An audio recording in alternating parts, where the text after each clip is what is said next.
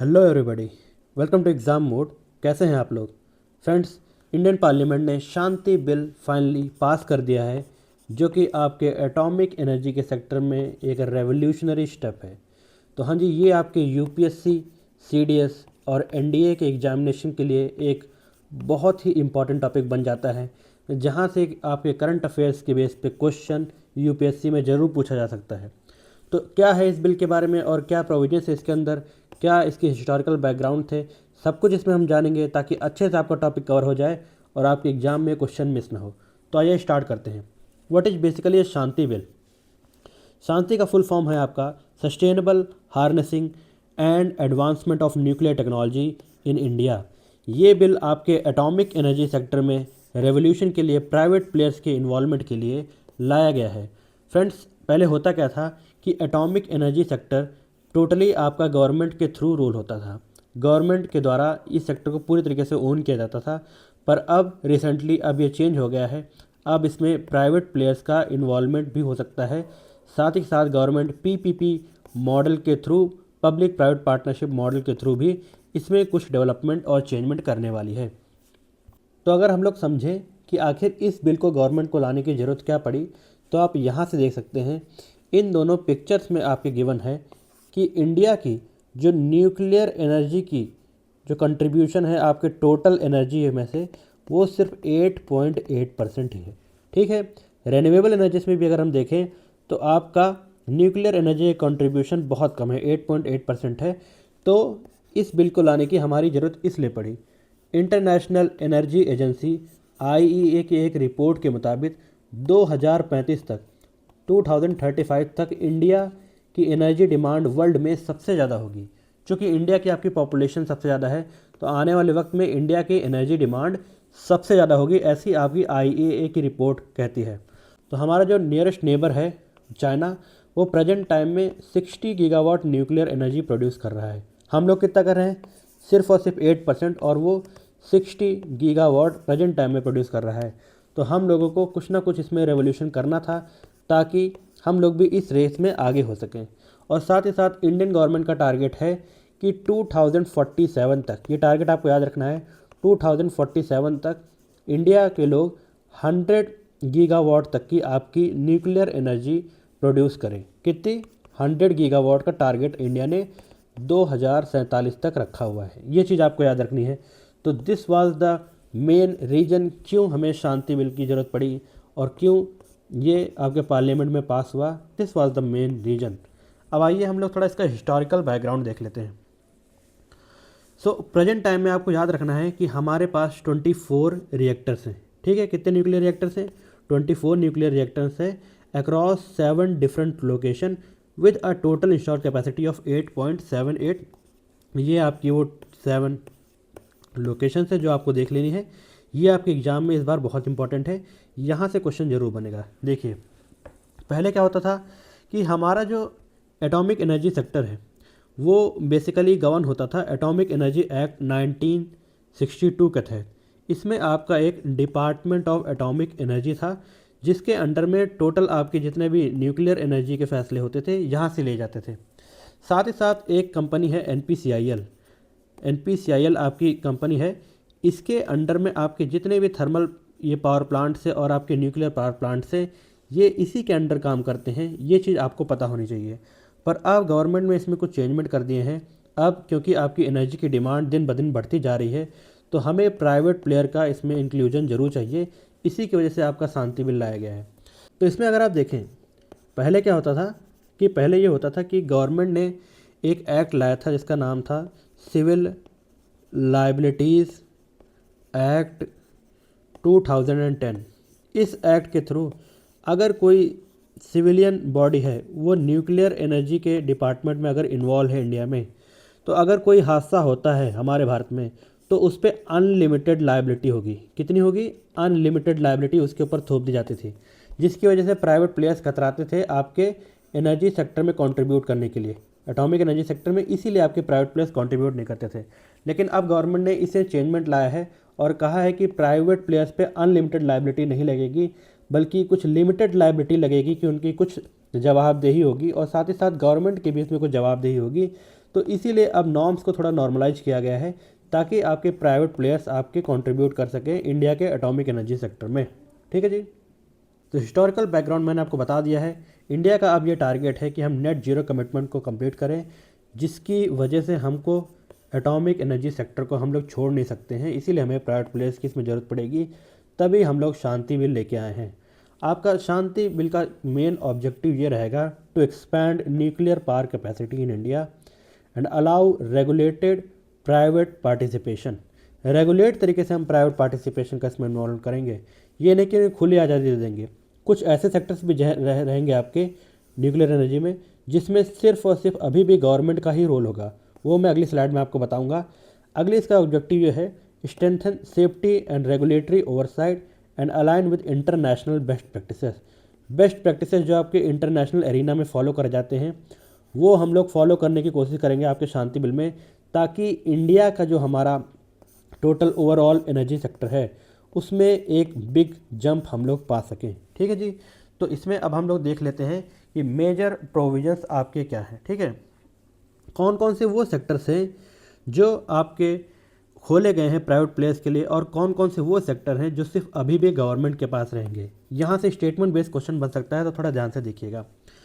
Uranium and thorium की जो mining होती है वो अभी भी आपके गवर्नमेंट के पास ही रहेगी, ये आपको पता होना चाहिए। साथ ही साथ ownership and accounting of nuclear fuel, nuclear fuel की जो ओनरशिप और अकाउंटिंग होगी ये अभी भी आपकी गवर्नमेंट ही ओन करेगी। एनरिचमेंट ऑफ आइसोटोपिक सेपरेशन, जो आपका आइसोटोप का एनरिचमेंट होता है जिसको मेनली आपके न्यूक्लियर जो हथियार बनते हैं, न्यूक्लियर वेपन्स बनते हैं, उसमें एनरिचमेंट की ज़रूरत पड़ती है, तो वो डिपार्टमेंट भी अभी भी आपके गवर्नमेंट के अंडर में ही रहेगा। स्पेंट फ्यूल रीप्रोसेसिंग, जो आपका फ्यूल यूज हो चुका है उसकी रीप्रोसेसिंग का डिपार्टमेंट भी अभी भी आपके गवर्नमेंट के अंडर में ही रहेगा। High level radioactive waste management जो चीज़ें होती हैं वो भी आपका गवर्नमेंट सेक्टर अभी देखेगा। ठीक है, हैवी वाटर का प्रोडक्शन जो आपका होता है वो भी आपके गवर्नमेंट के डिपार्टमेंट में रहेगा। तो ये इंपॉर्टेंट पॉइंट्स थे जो आपको दिमाग में रखने हैं कि ये अभी भी सेक्टर्स गवर्नमेंट के पास ही रहेंगे। कौन कौन से ऐसे सेक्टर हैं जो प्राइवेट पार्टीज़ के लिए खोल दिए गए हैं। Private Indian companies and joint ventures can build own operate and decommission nuclear power plant. आपके न्यूक्लियर पावर प्लांट्स को ये लोग ओपन कर सकते हैं, ऑपरेट कर सकते हैं। ये आज़ादी आपके प्राइवेट प्लेयर्स को दी गई है। इसमें साथ ही साथ गवर्नमेंट ने 49% तक का एफडीआई भी अलाउड किया है, मतलब कि फॉरेन कंपनीज आपकी 49% तक इंडिया में कंट्रीब्यूट कर सकती है इन एटॉमिक एनर्जी सेक्टर। ठीक है, इसमें एक होता है आपका small breeder reactor. Small breeder reactor कौन सा होता है आपका? ये रिएक्टर वो होता है जो आसानी से कहीं भी बनाए जा सकते हैं लैब में और इसे आसानी से कहीं भी शिफ्ट किया जा सकता है। तो इसकी मूवमेंट काफ़ी आसान होती है जिसकी वजह से एनर्जी का प्रोडक्शन काफ़ी आसान हो जाता है और इनको बनाने में बहुत कम समय लगता है।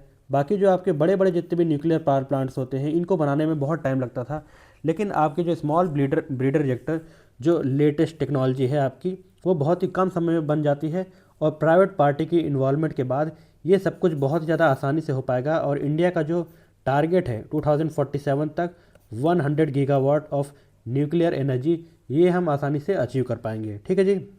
Fuel fabrication permitted under licence, fuel का जो फैब्रिकेशन होगा वो लाइसेंस पाने के बाद प्राइवेट पार्टीज़ आपकी कर पाएंगी। तो ये दो सेक्टर्स ऐसे थे जो ओपन करे गए थे गवर्नमेंट के लिए, प्राइवेट पार्टीज़ के लिए, और बाकी चीज़ आपके अभी भी गवर्नमेंट के पास है। ये चीज़ आपको याद रखनी है। ठीक है जी। अब एक न्यूक्लियर लायबिलिटी फ्रेमवर्क भी इसमें गवर्नमेंट लेके आ रही है जिसके थ्रू आपकी लिमिटेड लायबिलिटी होगी। कितनी? लिमिटेड लायबिलिटीज़ आपकी प्राइवेट पार्टी की होगी। पहले अनलिमिटेड लायबिलिटी होती थी, इसकी वजह से प्राइवेट पार्टी कतराती थी आपके न्यूक्लियर सेक्टर में इन्वॉल्व होने में, लेकिन अब लिमिटेड लायबिलिटी हो गई है, इसीलिए प्राइवेट पार्टी का भी रोल आपको आने वाले वक्त में हमारे न्यूक्लियर सेक्टर में बहुत बढ़ चढ़ के देखने को मिलेगा। ठीक है जी। मैंडेटरी इंश्योरेंस कवरेज, अब क्या हो गया है, एक इंश्योरेंस कवरेज हो गया है जो मैंडेटरी हो गया है, जिसकी वजह से आप देखेंगे कि जो लाखों या करोड़ों का आपका खर्चा लगता है प्राइवेट पार्टीज़ का इन सब चीज़ों के लिए, बाई चांस कोई हादसा हो जाता है तो वो इंश्योरेंस के अंडर में कवर रहेगा, जिसकी वजह से वो लोग इस सेक्टर्स में इन्वेस्ट करने से कतराएंगे कम। ठीक है, और वो आसानी से इन्वेस्ट कर सकेंगे और इंडिया के जो एनर्जी सेक्टर है उसमें काफ़ी ज़्यादा ग्रोथ देखने को मिलेगी आपको। सो ये जो आपकी ग्लोबल गवर्नमेंट, ग्लोबल के जो कन्वेंशन की गुड प्रैक्टिसेस हैं, ये सब भी भारत में फॉलो करे जाएंगे, जिसकी वजह से आपके आने वाले वक्त में इंडिया के न्यूक्लियर पावर प्रोग्राम में आप देखेंगे बहुत ज़्यादा बढ़ोतरी देखने को मिलेगी। और इंडिया की जो एनर्जी डिमांड है 2035 तक हम सबसे ज़्यादा एनर्जी डिमांडिंग कंट्री बन जाएंगे, वो शायद फुलफ़िल हो जाएगी। तो ये शांति बिल आपके आने वाले वक्त में एक बहुत ज़्यादा रेवोल्यूशनरी स्टेप होने वाला है। तो इस पर थोड़ा नज़र बनाए रखिएगा, यहाँ से क्वेश्चन बन सकते हैं। ठीक है जी आपके। तो ये रेगुलेटरी स्ट्रक्चर आपका इसमें किस तरीके का रहेगा, एक आपकी एटॉमिक एनर्जी रेगुलेटरी बोर्ड बनाई जाएगी। ठीक है, एटॉमिक एनर्जी रेगुलेटरी बोर्ड आपका बनाया जाएगा, जो आपके प्राइवेट पार्टी की इन्वॉल्वमेंट है और उसको देख रेख करेगी। ये चीज़ आपको याद रखनी है। साथ ही साथ आपका एक ट्रिब्यूनल भी बनाया जाएगा, एक आपका ट्रिब्यूनल भी बनाया जाएगा, जो आपके न्यूक्लियर रिलेटेड जितने भी मामले हैं वो इस ट्रिब्यूनल में सुनवाई उसकी होगी, और ये फास्ट ट्रैक कोर्ट होगा। तो ये चीज़ आपको याद रखनी है कि इसमें एक ट्रिब्यूनल का गठन भी करा जाएगा। तो ये था आपके टोटल शांति बिल के बारे में। अब इसमें अगर हम कुछ फेवर में इसके आर्ग्यूमेंट देख लें और कुछ अगेंस्ट में, ये वैसे आपको एग्ज़ाम में आने वाली चीज़ें नहीं हैं, लेकिन फिर भी अब इसमें हम कुछ थोड़ा इसमें आर्ग्यूमेंट इन फेवर और कुछ आर्ग्यूमेंट इन अगेंस्ट देख लेते हैं। ये आपके एग्जाम में चूँकि डायरेक्टली तो नहीं पूछे जाएंगे, लेकिन स्टेटमेंट में आ सकती हैं, तो आपको इसके बारे में कुछ पता होना चाहिए। पहला फेवर में आर्ग्यूमेंट इसका ये रहेगा, it will boost clean energy production. Second है आपका encourages foreign and private investment. Third है आपका reduces dependence on fossil fuels.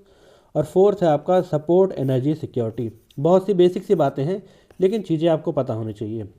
कौन कौन से आर्गुमेंट वो हैं जो आपके शांति बिल के अगेंस्ट में आते हैं, ये आपको थोड़ा ध्यान से देखना है।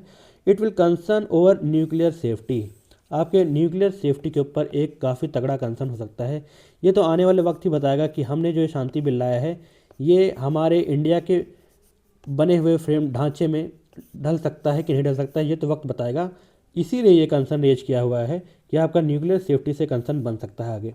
सेकंड आपका कंसर्न ये है, it will reduce transparency and RTI exemption. Third है आपका डायल्यूशन ऑफ सप्लायर लायबिलिटी। और फोर्थ है आपका environmental and public health risk. जितने ज़्यादा आपके न्यूक्लियर पावर प्लांट बनेंगे उतना ज़्यादा आपको पता है कि आपके इन्वायरमेंट में रिस्क बढ़ेगा, क्योंकि हम देखते हैं कि हमारी जो वेस्टर्न कंट्रीज़ हैं, वेस्टर्न कंट्रीज डी न्यूक्लियराइज हो रही हैं। जर्मनी आपकी हो गई, आपकी जितने भी फ्रांस वगैरह हो गए, ये सब उस बात पे चल चुके हैं कि हम डी न्यूक्लियराइज कर देंगे, मतलब हमारे देश में एक भी न्यूक्लियर रिएक्टर से हम लोग एनर्जी प्रोड्यूस नहीं करेंगे। लेकिन चूंकि इंडिया को आने वाले वक्त में एनर्जी की बहुत ज़्यादा ज़रूरत है, तो इसको इस रास्ते को अपनाना पड़ेगा ना चाहकर भी, क्योंकि हमारी इंडिया की डिमांड बहुत ज़्यादा बढ़ने वाली है एनर्जी सेक्टर में। तो ये चीज़ हमारे लिए भले ही हमारे पब्लिक हेल्थ के लिए या फिर इन्वायरमेंट के लिए हानिकारक है, पर ना चाहकर भी हमें ये स्टेप उठाना पड़ेगा। तो ये चीज़ आपको याद रखनी है। तो ये था शांति बिल के प्रोविजंस के बारे में, और इससे रिलेटेड जो भी इंपॉर्टेंट चीज़ें थी मैंने आपको बता दी हैं। अब कोई भी अगर आपका मोटा मोटा का स्टेटमेंट बन जाती है आपकी यूपीएससी में, तो अगर आपने ये वीडियो ध्यान से अगर देख ली है, तो मैं वादा कर सकता हूँ कि आप वो क्वेश्चन डील करने लायक हो गए हैं। तो अगर आपको ये वीडियो अच्छी लगी हो तो इसे लाइक कीजिए, और चैनल पर नए हैं तो सब्सक्राइब कीजिए। और थैंक्स फॉर वॉचिंग। मिलते हैं नेक्स्ट वीडियो में। जय हिंद, जय भारत।